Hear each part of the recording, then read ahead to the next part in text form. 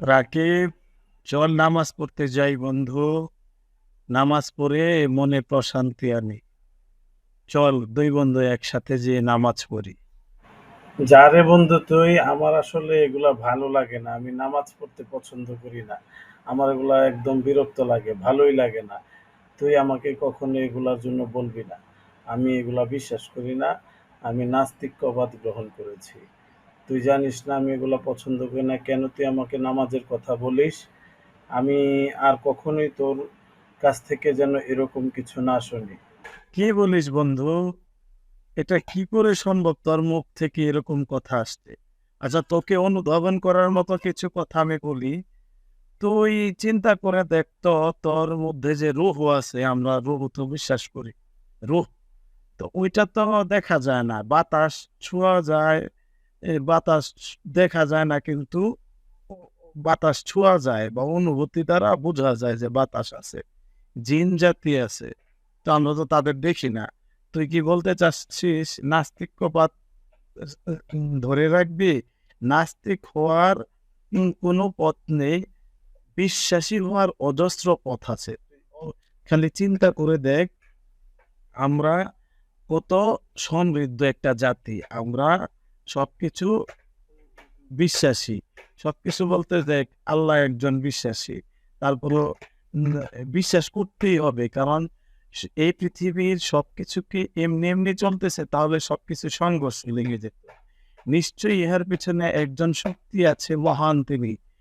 তাহার ইশারাতেই সবকিছু চলতেছে। এটা বিশ্বাস কর।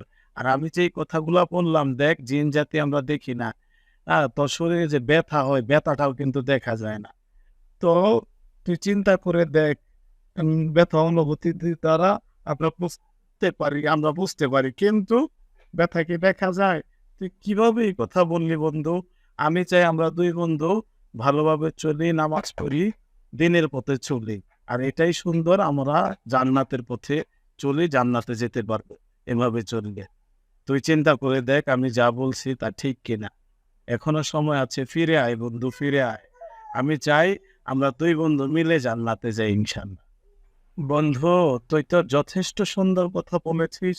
আমি তো এভাবে আসলে ভেবে দেখিনি।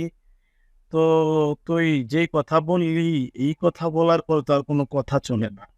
আমি তো হিসেব করে দেখলাম বা ভেবে দেখতেছি, আমি কতই না পথভ্রষ্টদের অন্তর্ভুক্ত ছিলাম। আমি অন্ধবিশ্বাস নিয়ে চলতাম। হায় হায়, আমি তো দুনিয়া ও আখিরাত সবকিছু হারিয়ে ফেলতাম। তোর কথায় বন্ধু আমি আশ্বস্ত হলাম যে আসলেই দ্বীনে ইসলাম কত সুন্দর একটা জিনিস। আর নামাজ হচ্ছে বেহেশতের চাবি। বেহেশত কত সুন্দর করে না জানি আল্লাহ বানিয়ে রেখেছেন আমাদের জন্য। আমরা যদি তাহার কথা মতো নামাজ না পড়ি বা ঠিক মতো না চলি, তাহলে তো আসলেই জান্নাত পাবো না। আমি কেন যে এতদিন নাস্তিক ছিলাম! আমি তো হায় হায় ভুল করে ফেললাম। আমার এখন মাফ চাইতে হবে আল্লাহর কাছে। তওবা আস্তাগফিরুল্লাহ। আমি এই গোপনে আল্লাহর কাছে কান্নাকাটি করে তওবা করব বন্ধু। আর আমার চোখ কান খুলে দেওয়ার জন্য আমি তোর কাছে চিরকৃতজ্ঞ হয়ে থাকলাম বন্ধু। চল এবার তাহলে দুই বন্ধু একসাথে নামাজ পড়তে যাই, একসাথে জান্নাতের পথে যাই। আমাদের জন্য দোয়া করবেন প্রিয় দর্শক। আমরা দুই বন্ধু এভাবেই ইসলামের পথে অবিচল থাকতে চাই। আপনারাও ইসলামের খেদমতে থাকবেন, ইবাদতে মশগুল থাকবেন।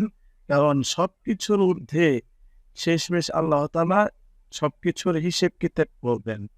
তো শেষ বিচারের দিন যেন আমরা পার পাই, ওইভাবেই আমাদের চলতে হবে। তো দর্শক, আজকের মতো বিদায় নিতেছি। আমাদের জন্য দোয়া করবেন। আসসালামু আলাইকুম।